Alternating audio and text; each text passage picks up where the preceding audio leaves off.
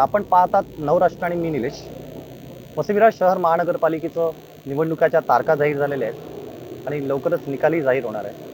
प्रत्येक नागरिक असो किंवा उमेदवार प्रत्येकाच्या मनात हीच इच्छा आहे की या वसई शहर महानगरपालिकेचा महापौर होणार कोण.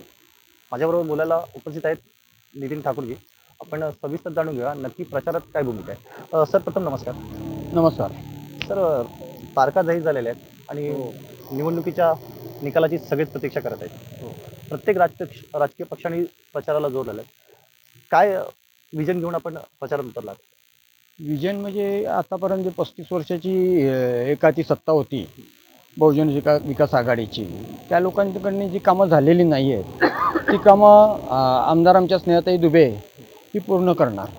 खास करून 35 वर्षामध्ये या वसईमध्ये एक हॉस्पिटल नाही आहे, सुसज्ज रस्ते नाही आहेत, अपुरं पाणी, शाळांचा प्रश्न आहे, PSC आहेत त्या अजून हस्तांतरित नाही झालेल्या, असे सगळे विषय आहेत. त्याच्यामुळे आता लोकांनी ठरवलं आहे सत्ता पालट करायची. विधान परिषदेला आणि लोकसभेला लोकांनी सत्ता पालट केलेलंच आहे, समजलं ना. त्याच्यामुळे आता महानगरपालिकेत पण भाजपचा महापौर बसणार हे 100% निश्चित झालेलं आहे. नक्कीच आपण निश्चितही करत आहात. पण जर 35 वर्षाचा जर आपण इतिहास म्हणालात की कुठे ना कुठेतरी बहुजन विकास आघाडीचे 107 नगरसेवक या क्षेत्रात होते.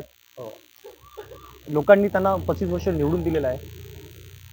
35 वर्षाच्या काळामध्ये 6 वर्ष गेलेले आहेत ते प्रशासकांना गेलेले आहेत. बहुजनच्या विरोधकांचाही आपल्यावर आरोप आहे. कुठे ना कुठेतरी लोकांना भ्रमित ठेवून ही निवडणूक त्यांनी जिंकलेली आहे. तर आपल्याला असं वाटतं का ह्याचा परिणाम आपल्याला होणार आहे म्हणून? कसं आहे माहिती आहे का, महानगरपालिकेची स्थापना झाली ना तेव्हा 89 नगरसेवक होते. सुरुवातीला जे नगरसेवक आले 89, त्याच्यामध्ये बरेचसे चांगले कार्यकर्ते नगरसेवक होते. त्यावेळेला माझी मिसेस सुषमा नितीन ठाकूर ही बिनविरोध आलेली होती. त्याच्यानंतर 5 वर्षात भरपूर कामं झाली, रस्ते गटार वगैरे. पण त्याच्यानंतर जे नगरसेवक आले म्हणजे 107 नगरसेवक आले तेव्हा ते सगळे हवेत गेले. म्हणजे आमचे बहुजन विकास आघाडीचे नेते पण हवेत राहिले. 107 नगरसेवक आले ना 115मधून. आणि त्याच्यानंतर जे करप्शन चालू झालं त्या करप्शननी सगळी वाट लावली. 12 वर्षात काही कामं नाही झाली.